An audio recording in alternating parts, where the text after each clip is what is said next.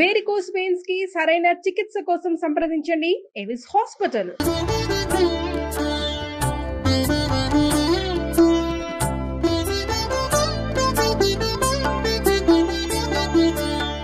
నమస్కారం. మాఘపురాణం 19వ అధ్యాయంలోకి వచ్చాం. చాలా కథలు ఉన్నాయండి. కొన్ని రిపీట్ అయినట్టుగా కూడా అనిపిస్తూ ఉంటుంది. అయితే ఈసారి ఇవాల్టి కథలోకి వెళ్దాము. గోమతి నదీ తీరంలో పవిత్రమైన నైమిసారణ్యం ఉంది. ఇప్పుడు నైమిసారణ్య యాత్రకి మనం కూడా చాలామంది వెళ్తున్నాం కదా. అక్కడ ఎన్ని రకాల ఫల వృక్షాలు అవి ఉన్నాయో, ఔషధ వృక్షాలు ఉన్నాయి, తర్వాత దేవతా వృక్షాలు ఉన్నాయని చెప్తారు. అరణ్యమే అంటే రకరకాలు ఉంటాయి కదా. ఈ ఇన్ని రకాలుగా ఫల వృక్షాలు, లతాల తర్వాత తీగలు, పువ్వుల మొక్కలు, నివాసయోగ్యమైన అరణ్యం అన్నమాట అది. అలాంటి అరణ్యంలో ఏం చేసేవాళ్ళట, ఉత్తములైన తపోధనులైన ఎంతోమంది ఋషులు అక్కడ నివాసం ఉండేవాళ్ళు. అక్కడ నీటికి ఇబ్బంది లేదు, క్రూర మృగాల బెడద లేదు, ప్రశాంతమైన వాతావరణం ఉంటుంది. ఈ ఆలోచనతోటి, అది కూడా భగవద్దత్తమైన అరణ్యం అంటే తపస్సుకి వీలుగా భగవంతుడిచ్చిన అరణ్యంగా భావించి చాలామంది మునులు ఋషులు అక్కడికి చేరేవాళ్ళట. అయితే జ్ఞానము, వైరాగ్యము, ఇంద్రియ నిగ్రహము ఇవన్నీ ఉండాలి మునులకి, సహజంగా ఉండవలసినవి కదా. అయితే వీళ్ళల్లో ఏమైందంటే ఒకే చోట ఉండటంతో క్రమంగా మాట పెరిగి వాగ్వివాదాలు చోటు చేసుకున్నాయి. పరస్పరం కలహించుకునేవారు. నువ్వెక్కువ నేనెక్కువ మనకొస్తాయి. ఋషులకి మునులకి వచ్చాయంటే మనకు ఆశ్చర్యంగా ఉంటుంది.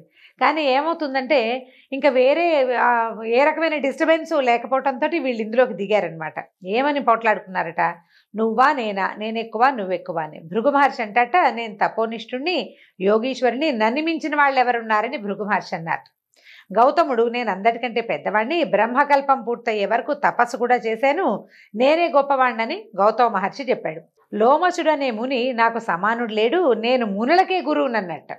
అక్కడి నుంచి గార్గ్యుడనే ముని సభలో నిలబడి, వేదశాస్త్రాదులన్నీ నాకొచ్చు కాబట్టి నేనే ఉత్తముణ్ణి, ఒట్టిగా తపస్సు చేస్తే సరిపోయిందా, వేదం శాస్త్రం తెలియద్దు, నాకు అవన్నీ తెలుసు అన్నాడు. అక్కడి నుంచి మాండవ్యుడు, నేను కర్మలని ఏమరకుండా యథాకాలంలో పూర్తి చేస్తానంటే ఎప్పుడు చేయవలసింది అప్పుడు. త్రికాల సంధ్యావందనం చేయాలి, త్రికాలాల్లోనూ హోమం చేయాలి, తర్వాత ఈ జంతుజాలాల్ని పరిరక్షించాలి, అతిథి అభ్యాగతలను చూడాలి, నేను ఎప్పుడు ఏమరపాటు లేకుండానే ఈ కర్మలన్నింటినీ చేస్తాను కాబట్టి నేనే ఉత్తముడి, నేను శాస్త్రాలు కూడా చదువుకున్నాను అని గర్జించేట. నేనే అన్నాడు. అనేసరికి శంతనుడనే ముని, నేను యోగాభ్యాసం చేసేవాడిని, ఆత్మజ్ఞానిని, ఏకాగ్రత కలిగిన వాడిని, నన్ను మించిన వాడెవడు లేడని ఆయన చెప్పాడు. పెద్దవాళ్ళంతా నన్నే గౌరవిస్తారు, నేనే అధికుడన్నాడు. ఇప్పుడు తర్వాత ఆయన శౌనకుడనే ఆ ముని ఏం చెప్తారంటే, ఆత్మవేత్తలలో నేనే మొదటివాడిని. అంటే భగవంతుణ్ణి తెలుసుకోవడం. ఆత్మవేత్త అంటే నన్ను నేను తెలుసుకోవడం కాదు. నన్ను నేను తెలుసుకోవడం అనగానే ఏమిటి ఏం తెలుస్తుంది, నేను నువ్వు తెలుసుకో అని చెప్తుంటారు, మనం వింటుంటాం. నువ్వెవరో తెలుసుకో అని. నువ్వెవరో అంటే నేనెవరిని, నేను కిందటి జన్మలో ఫలానవాణ్ణి, ఆ కిందటి జన్మలో ఇంకేమన్నో అని చెప్పడం కాదు. నేను భగవంతుని తాలూకు ఒక ప్రతిరూపాన్ని. నాలోనూ ప్రపంచంలో ప్రతి ప్రాణిలోనూ ఉన్నది భగవదాత్మ మాత్రమే. జీవాత్మ పరమాత్మ కంటే భిన్నుడు కాదు. పరమాత్మలోని ఒక భాగమే జీవాత్మ. నేను పరమాత్మ తాలూకు ఒక అంశాన్ని అని తెలుసుకోగలగటం, ఆ ఆత్మజ్ఞానం కలిగి ఉన్నట్ట ఈయన. నాకంటే పూజ్యులు ఎవరు లేరని చెప్పేశాడు శౌనకుడు. వీళ్ళంతా ప్రతి వాళ్ళు తమ గొప్పతనాలు ఎవరి నోటికి వచ్చింది వాళ్ళు చెప్పుకున్నారు. మొదట చూడండి, సభలో మాట్లాడుకుంటారు, వాదులాడడం మొదలెట్టేసరికి అవతల వాడు వింటున్నాడో లేదో కూడా వీళ్ళకి అక్కర్ల, వీళ్ళ వాదన వీళ్ళు వినిపిస్తూ ఉంటారు. మనం తరచుగా టీవీలలో, న్యూస్ ఛానల్స్లో చూస్తుంటాం, ఎవరి దారిని వాళ్ళు మాట్లాడేసుకుంటూ ఉంటారు. వీళ్ళు కూడా అంతే. ఈ మాట్లాడేసుకునే గోలలో కొంతమంది కోపం పట్టలేక భృగు మహర్షి దగ్గరికి వచ్చి ఆయన జటలు లాగేసి పిడికిలు బిగించి కొట్టేశారు కూడాట. ఒకళ్ళనొకళ్ళు దూషించుకోవటం, కొట్టుకోవటం, దండాలు ఛత్రాలు లాగేసుకోవటం. దండం పట్టుకుంటారు, జపం చేసుకోవటానికి చేతి కింద ఒక దండం పెట్టుకుంటారు కదా, ఆ దండం లాగేయటం, కమండలాలు విసిరేయటం, జపమాలలు లాగి తెంపేయటం, కొట్టేసుకుంటున్నారనమాట రకరకాలుగా. ఇన్ని రకాలు కొట్టుకుంటుంటే ఇలా పరస్పరం వివాద పడుతుండగా ఇది వివాదం కాస్త పోయి కొట్లాట కిందకి, చివరికి ఇంకొక దొమ్మి కిందకి తయారైపోతుందన్నమాట. ఆ సమయంలో కలహప్రియుడైన నారదుడు ఇక్కడికి వచ్చాడట. ఈ కలహించుకుని పోట్లాడుకు తెచ్చేవాళ్ళని మామూలుగా ఏం చేయాలండి, పోట్లాడుకుంటుంటే మధ్యలోకి వెళ్ళిన పెద్ద మనిషి, బాబు ఆగండి అయినా ఏమిటి, నేను సమాధాన పరుస్తానని అనకుండా ఇంకా కొంచెం ఉద్రేకం పెంచాడు. నువ్వే గ్రేట్ అని ఆయన్ని, నీకంటే తక్కువ వాడేవాడు, ఎక్కువవాడు నువ్వే చాలా గొప్పవాడవని ఇంకొకరిని, ఇలాగా మునులని వాళ్ళని ప్రోత్సహించాడు. వాళ్ళు యథాశక్తి కొట్టుకునేందుకు వీలుగా ఇంకా కొంచెం మార్గం సుగమం చేశాడు ఈయన.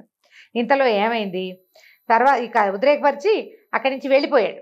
వాళ్ళందరూ కొట్టుకుంటూ ఉండగా ఈ గోల మనం ఎక్కడ పడతాము అని మొదట సరదా వచ్చింది, తర్వాత విసుగు పుట్టిందనమాట. వెళ్ళిపోయి ఏం చేశాడట, వైకుంఠానికి వెళ్ళి ఈ విష్ణుమూర్తికి తెలియజేశాడట.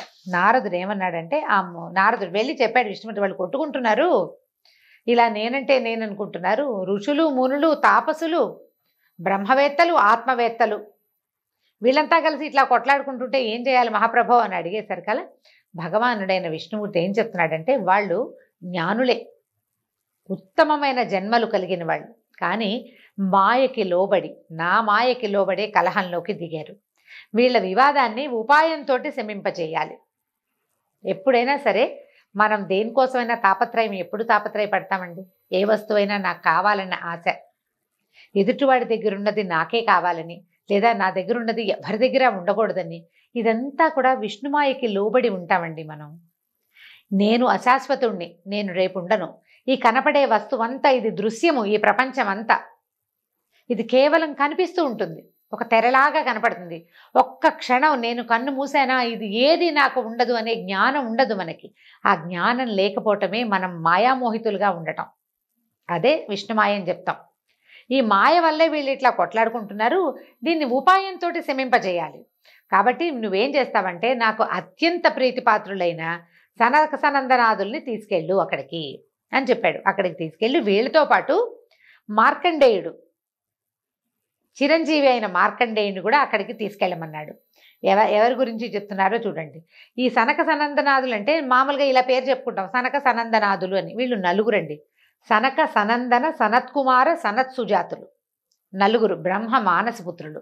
వీళ్ళు ఎప్పుడు 5 ఏళ్ల పిల్లల్లాగానే ఉంటారు, అంతే బాలురల్లే కనపడతారు. ఈ సనక సనందనాదులే విష్ణుమూర్తి తాలూకు ద్వారపాలకులైన జయవిజయుల్ని శపించిన వాళ్ళు. స్వామి సేవకి దూరం అవ్వండని శపించింది వీళ్ళేనమాట. నిరంతరము విష్ణునామ జపమే చేస్తారు. సనక సనందులు అత్యద్భుతమైన ఋషులలో అగ్రగణ్యులన్నమాట. చిన్నపిల్లలుగానే ఉంటారు. వీళ్ళతో పాటు ఎవరిని తీసుకెళ్ళమంటున్నారు? మార్కండేయుడిని. ఈ మార్కండేయుడికి ఏమిటి, వృద్ధుడు, బుద్ధిశాలి. దానికి తోడు ఇతను ఏంటంటే 7 మహాకల్పాలు జీవించి ఉంటాడు అతను. అతన్ని తీసుకెళ్ళి వాళ్ళ దగ్గరికి తీసుకెళ్ళి మొదట మార్కండేయుడు వస్తాడు, తర్వాత సనక సనందనాదుల్ని ప్రవేశపెట్టు, ఏం జరుగుతుందో చూడు, వీళ్ళేం మాట్లాడతారో వాళ్ళు ఎలా సమాధాన పడతారో చూడమని చెప్పేశారు కదా. సరే, ఈయన ఏం చేశారు, ఈ మార్కండేయుడికి చెప్పారు, కబురు చేశారు, నువ్వు వివాదపడుతున్నారు నైమిషారణ్యంలో మునులు, అక్కడికి వెళ్ళమన్నారు. వెళ్ళేసరికల్లా కొత్తగా అప్పుడే వచ్చినటువంటి మార్కండేయ మహర్షిని చూడంగానే మునులు ఈ పోట్లాటలు అవి మానుకుని వివాదం ఆపారన్నమాట. కొద్దిగా అప్పటి మామూలుగా ఉండుంటే చాలా మర్యాదగా చేసి ఓహోహో వచ్చారా అని సంతోషపడేవాళ్ళు. వాళ్ళు కొట్లాడుకుంటూ ఉండగా ఎవరైనా వచ్చారనుకోండి తబ్బిబ్బి పడిపోతారు. తడబాటుగా అస్పష్టమైన మాటలతోటి ఎట్లాగొట్లా ఆయన కొంచెం గౌరవం చూపించారంటే పెద్దవాడిని గౌరవించారనమాట. సరే, వివాదాన్ని ఆపారు. కుశల ప్రశ్నలు అవి అడిగేసరికి ఈయన కూడా ఒక్కొక్కళ్ళని పేరుతోటి నాయన బాగున్నావా, గౌతమ బాగున్నావా, భృగు మహర్షి తమరు కులాసానా అని ఇట్లా ఒక్కొక్కళ్ళని పేరున వాళ్ళ తాలూకు కుశల ప్రశ్నాధికారులు అడిగి కొద్దిగా తాత్కాలికంగా శాంతపరిచారు. సరే, శాంతపరిచేస్తే కొద్ది రోజులు మార్కండేయ మహర్షి అక్కడే ఉండటంతో జనం కొంచెం తగ్గారు. కానీ వాళ్ళలో ఆవేశకావేశాలు లోపల ఉన్నాయి, కొట్లాటలుగా లేవన్నమాట. కొద్ది రోజులు గడిచాక ఈ సనక సనందనాదులైన నలుగురు అన్నదమ్ములు, నలుగురు మహర్షులు అక్కడికి వచ్చారట. వచ్చి ఎలా వచ్చారు, హరినామ సంకీర్తన చేస్తూ వచ్చారు. వచ్చేసరికల్లా మార్కండేయుడు వాళ్ళని చూసి ఎదురెళ్ళి నమస్కారం చేశాడు. అక్కడి నుంచి అర్ఘ్యం పాద్యం ఇచ్చారు.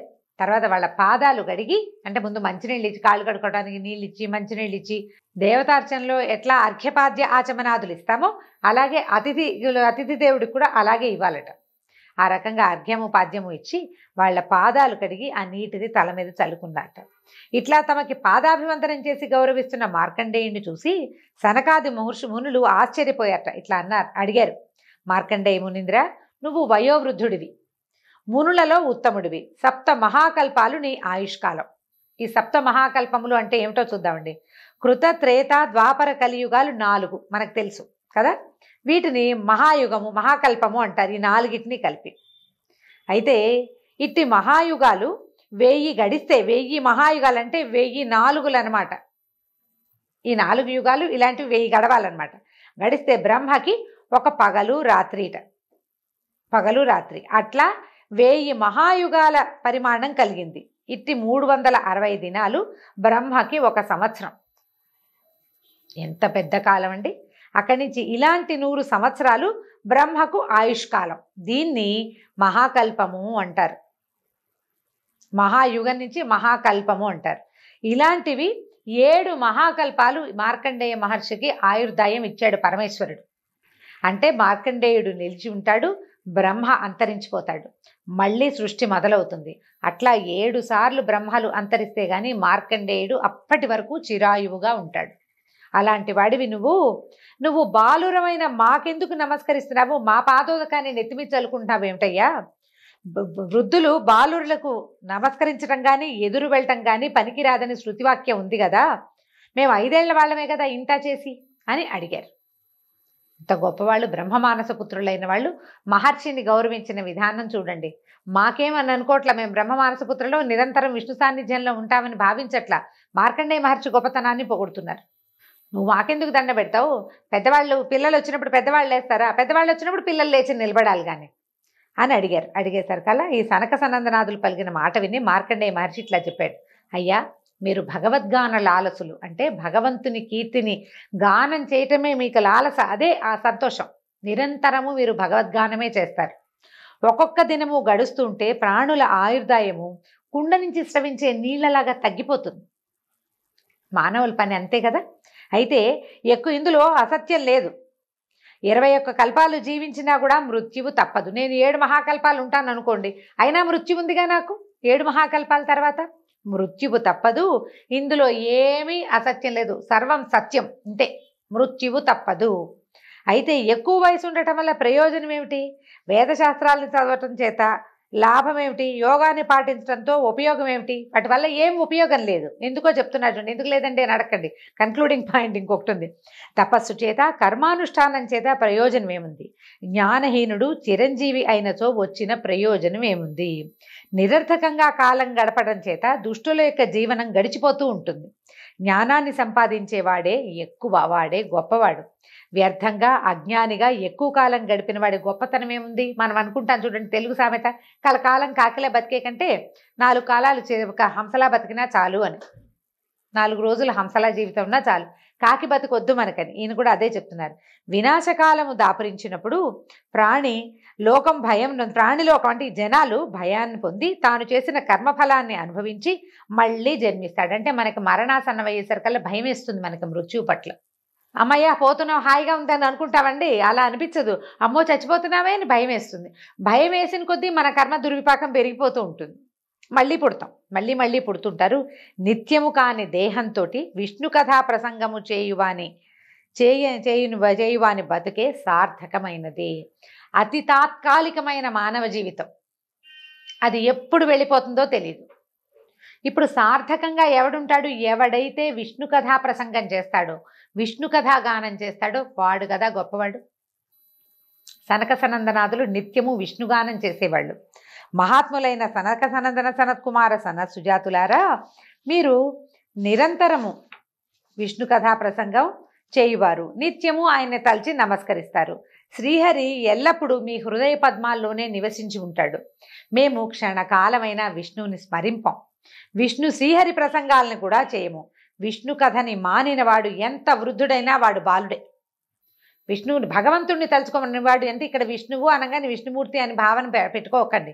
భగవంతుడు మనని సృష్టించిన శక్తి, మనని నడిపించే శక్తి. ఏదైతే చరాచర సృష్టి ఈ జగత్తు మొత్తాన్ని కదుపుతుందో ఆ శక్తిని గురించిన ధ్యానము గమనము లేనివాడు ఎంత వృద్ధుడైనా బాలుడే. ఇదంతా నా ప్రతాపం అనుకుంటే నువ్వు ఒకరోజు పిల్లవాడి కింద లెక్క. వాడికి ఏడవటం ఒకటే వచ్చు, ఇంకేం రాదు కదండి. ఒకరోజు పిల్లాడికి, పుట్టినవాడికి ఏమొచ్చు? బారమని ఈ ప్రపంచాన్ని చూసి ఏడవటం వచ్చు. నీకు 100 ఏళ్ళు వచ్చినా నువ్వు ఆ పిల్లాడితోటే సమానం. ఎందుకంటే నీకే జ్ఞానం లేదు. ఏడవటం తప్పిస్తే నీకు ఇంకేం రాదు. ఆ పిల్లాడు ఎందుకు ఏడుస్తాడు? నన్ను పట్టించుకోండి అని ఏడుస్తాడు. సెల్ఫ్ కోసం, తన కోసం ఏడుస్తాడు. నన్ను ఎవరైనా ఎత్తుకోండి, నాకు ఆహారం ఇవ్వండి, నన్ను రక్షించండి అని ఏడుస్తాడు పసిబిడ్డ. నేను భావన ఉంది వాడికి. నీకు 100 ఏళ్ళు వచ్చినా నీకు భగవంతుడి గురించి తెలియలేదంటే నీకు నేను భావనే ఉంది. నువ్వు రోజు పిల్లాడి కిందే లెక్క, సంటి పిల్లల కిందే లెక్క. మీరు పెరిగినట్టే కాదు. అదే చెప్తున్నాడనమాట. విష్ణు కథని విడవని వాడు ఎంత బాలుడైనా వృద్ధుడే. అందుకనే ప్రహ్లాదుడు జ్ఞాన వృద్ధుడని చెప్తారు. చిన్నప్పుడే భగవంతుడిని సాక్షాత్కరింపజేసుకోగలిగాడు. భగవంతుడు ఒక అవతారం ఎత్తేందుకు కారణమయ్యాడు విష్ణు కథ మానని ప్రహ్లాదుడు. అయితే హరి ప్రసంగము లేని వారు ఎంత వృద్ధులైనా బాలుడే కావున మాకంటే మీరే గొప్పవారు నాయనా అని మార్కండేయ మహర్షి సమాధానం చెప్పాడు. ఈ మార్కండేయుడి మాటలు విని సనక సనందనాది మహర్షులు శ్రీహరి కీర్తనం మొదలుపెట్టారు. శ్రీహరిని కీర్తిస్తున్నారు, భగవంతుని కథాగానం చేస్తున్నారనమాట. ఈ మాటలన్నీ దగ్గరే ఉండి ఉంచున్నటువంటి మునులంతా చాలా సిగ్గుపడ్డారట తమలో తాము. మనం ఒకళ్ళ ఎక్కువ ఒకళ్ళ తక్కువ అని అనుకోవటం మూర్ఖత్వం అని తెలుసుకున్నారు. వాళ్ళంతా మార్కండేయ మహర్షికి సనకాది మునులకు పాదాభివందనం చేశారు. మేము మీ వలన విష్ణు కథా ప్రసంగపు విలువను తెలుసుకున్నాము కాబట్టి విష్ణు భగవానుని మహిమను తెలుసుకునేటువంటి శక్తిని ఇవ్వమని ప్రార్థించారు. సరే, ఇలా కొంతకాలం జరిగిన తర్వాత నారదుడు సనత్కుమార సుజాతులు అంటే నలుగురు వీళ్ళు మార్కండేయ మహర్షి శ్రీహరి దగ్గరికి వెళ్ళి అంటే విష్ణులోకానికి వెళ్ళి ఇక జరిగిందంతా చెప్పారు. ఈ రకమైన ప్రసంగం వల్ల మునులు కొంత సిగ్గుబడి తెలుసుకుని తమ తప్పిదాన్ని తెలుసుకున్నారు.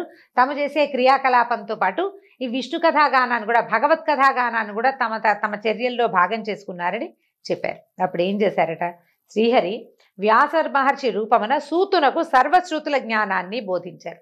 ఆ తర్వాత భగవంతుడైనటువంటి విష్ణుమూర్తి ఏం చేశారట, వ్యాస మహర్షి రూపంలో సూత మహామునికి మొత్తం సర్వపురాణ జ్ఞానాన్ని సర్వ వేదసారాన్ని బోధించేశారు కదా.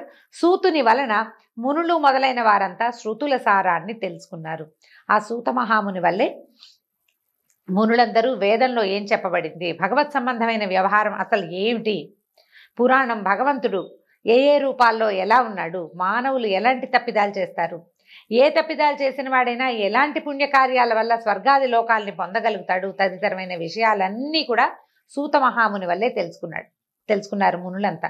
సూతుడు చూడండి, ప్రతి కథలోనూ సూత మహాముని మునులకు చెప్పాడు అనే చెప్తారు. ఈ సూత మహామునికి ఎవరు చెప్పారు, వ్యాస మహర్షి చెప్పారు. వ్యాసుల వారు ఎవరు, సాక్షాత్ విష్ణుమూర్తి.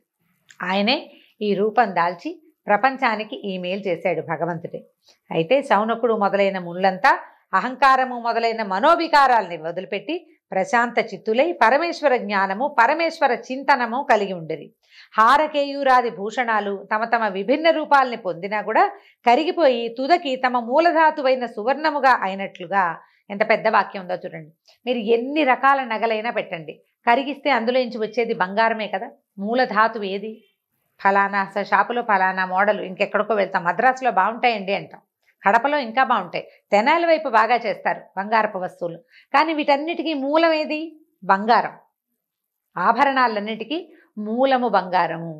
ఆభరణాలన్నీ కరిగిస్తే చివరికి తమ మూలధాతువులోకే అవి బంగారంలోకే చేరిపోయినట్టుగా ప్రాణులు తమ కర్మ విశేషాన్ని అనుసరించి వివిధ రూపాలు పొంది తుదకి పరమాత్మ భావమునే చేరుతాయి, ఆయన పాదాలకే చేరిపోతాయి ప్రాణులన్నీ కూడా. వేదాంగములను సర్వశాస్త్రములను అభ్యసించి పరమాత్మ మహాత్మ్యమును ఎరిగి పరమాత్మ చింతనము చేసి భగవదనుగ్రహముని పొందుటయే జ్ఞానమునకు ఫలితము. నువ్వు ఎంత చదువుకో, ఇదంతా ఈ ప్రతాపం నాది కాదు భగవదనుగ్రహమే అని నమ్మినవాడు కరెక్ట్గా సరిగ్గా చేరవలసిన చోటికి చేరతాడు. ఇది నా ప్రతాపమే అని అనుకునేవాడు మళ్ళీ మళ్ళీ పుడుతూనే ఉంటాడు. ఈ పుట్టినవాడు ఎప్పటికో తెలుసుకుంటాడండి తప్పకుండా. ప్రతి జీవి తాను భగవన్మాయా మోహితంగా ఉన్నానని భగవంతునిలోని ఒక భాగాన్నే తనని తెలుసుకోవాల్సిందే ప్రతి మానవుడు.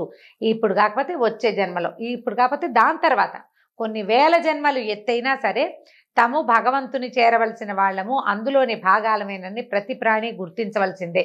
సమయం తీసుకుంటుంది అంతే. ఒక్కొక్కళ్ళకి తొందరగా తెలిసిపోతుంది, ఒక్కొక్కళ్ళకి అర్థం కాదు, ఒప్పుకోరు, వితండవాదం చేస్తారు. చాలా రకాల వాదాలు నడుస్తుంటాయి. ఏది దేవుడు ఉన్నాడా, ఉంటే చూపించు, ఇలాంటి ప్రశ్నలు వేస్తూ ఉంటారు. నాకు దేవుడు లేడు అందుకే మా నాన్న చనిపోయారు, ఇలాంటివి కూడా మాట్లాడుకుంటూ ఉంటాం. భగవంతుడు ఉండటానికి దీనికి సంబంధం లేదు, అసలు అది వేరే సబ్జెక్ట్ అనే పాయింట్ అసలు మనకు తెలియదు. క్రమంగా ఎప్పటికో జీవుడు తెలుసుకుంటాడట. ఈ తెలుసుకుని ఏం చెప్తున్నారు, అది జ్ఞానాన్ని భగవంతుని యొక్క ఉన్నాడు ఆయన ప్రజెన్స్ని తెలుసుకుని మనం ఆయన పాదాల చెంతకు చేరవలసిన వాళ్ళమే అని తెలుసుకోవడమే జ్ఞానమునకు ఫలితము. మాఘమాసాది వ్రతాలు తర్వాత భగవత్ చింతనని నిరంతరంగా అలవాటు చేసి జీవులను తరింపచేయును. ఇప్పుడు మనం మాఘమాసంలో ఉన్నాం. పొద్దున్నే స్నానం చేయండి, ఏదో సూర్యుడికి దండం పెట్టుకోండి అని చెప్తున్నామా? ఇలాంటివి ఎందుకండి? మనల్ని భగవంతుని వైపు తిప్పటానికి. మనకున్న అనుమానాలు అవన్నీ ఈ ప్రవాహంలో కొట్టుకుపోతూ ఉంటాయి. ఏదైనా ఒక ప్రయోజనం కనపడింది అనుకోండి, వాడి కర్మ విశేషం వల్ల కర్మ అంటే ఎలా చెప్పాలంటే, మనకి ఈ జన్మతోటి ఈ కర్మ గనక తొలగిపోయే అవకాశం ఉంటే మనకు తెలుస్తుంది. ఈ స్నానం వల్ల ఈ ఫలితం కలిగింది, భగవంతుడి వల్ల ఈ ఫలితం మనకు కనిపించింది, ఇది ఇంకా ముందుకు తీసుకెళ్ళాలి, ఇలాంటి భావాలు మొదలవుతాయన్నమాట. క్రమంగా మనము నమ్మకపోవటం నుంచి నమ్మడం వైపుకు ప్రయాణిస్తాం. నమ్మాలి కదా, ఏదైనా ఒకటి దూరంగా దీపం ఉందని తెలియాలి మనకి, మనం నమ్మాలి అక్కడెక్కడో కనపడుతుందని. తర్వాత ఆ దీపాన్ని వెతుక్కుంటూ వెళ్ళాలి మనం. దూరంగా మనకి దీపం కనపడుతుంది, ఆ దీపాన్ని చేరగలగాలి. వెంటనే చేరలేకపోతాం. కొంతమంది ఈ జన్మలోనే, కొంతమంది పై జన్మలో, కొంతమంది ఆ పై జన్మలో చేరతారు. దీపం అంటూ ఉందనే నమ్మకం కలగటం కోసమే మనకి, అంటే భగవద్జ్యోతి తప్పకుండా ఉందని తెలుసుకోవటానికే ఈ కార్తీక మాసము, మాఘమాసం, వైశాఖ మాసం ఇలాంటి నియమాలు పెట్టబడ్డాయి. దానివల్ల భగవత్ చింతన అలవాటుగా అయినా చేస్తారు. ఎప్పటికో బుద్ధి వికసిస్తుంది, రాయిగా రాయిగా గుండ్రంగా రాతొచ్చినట్టుగా అన్నమాట. అయితే ఇది జీవికి అలవాటు చేయాలి. మాఘమాస వ్రతాచరణ భగవత్ చింతనాన్ని జీవికి అలవాటు చేస్తాయి. అట్టి చింతనం వల్ల ప్రాణి ఇహలోక సుఖాలను, పరలోకమును, దుష్కర్మ క్షయమును, సత్కర్మ ఆచరణ ఫలితాన్ని పొంది భవసాగరాన్ని తరించును. జీవలోకం తాలూకు కష్టాన్ని, భవసాగరం అంటే ప్రస్తుతం మనం నడుస్తున్నదనమాట, ఈ సాగరాన్ని, ఈ సంసార సాగరాన్ని దాటి వెళ్ళిపోతాడు. తరించటం అంటే దాటగలుగుతాడనమాట. మునుల అహంకారమును మార్కండేయముని వినయ వివేకములను, సనక సనందనాథుల మహాత్మ్యమును గురించి పరిశీలించి ప్రాణి వినయమును, భగవచ్చింతనమును, జ్ఞానఫలములను ఎరిగి తెలుసుకుని భవసాగరాన్ని దాటవలనను సుమా అని సూతమహాముని మిగిలిన మునులకి చెప్తున్నారనమాట. ఈయన ఎలా చెప్పాడు? మార్కండేయుడు శతాధిక వృద్ధుడు, అప్పటికి చాలా వృద్ధుడు ఆయన, ఎన్ని కల్పాలో దాటాలి, కానీ తమ భగవచ్చింతన చేసేవాడి పాదాలని పట్టుకోవాలి ప్రతివాడు అనే మాటని మిగిలిన మునులకి తెలియజేశారు. భగవచ్చింతనే చాలా ముఖ్యమైందని మార్కండేయ మహాముని తెలియజేశాడు. అదే మనం కూడా తెలుసుకోవాల్సిన విషయం. ఇంతటితోటి 19వ రోజు పారాయణ పూర్తయిందండి. రేపు మళ్ళీ కలుసుకుందాం. నమస్కారం.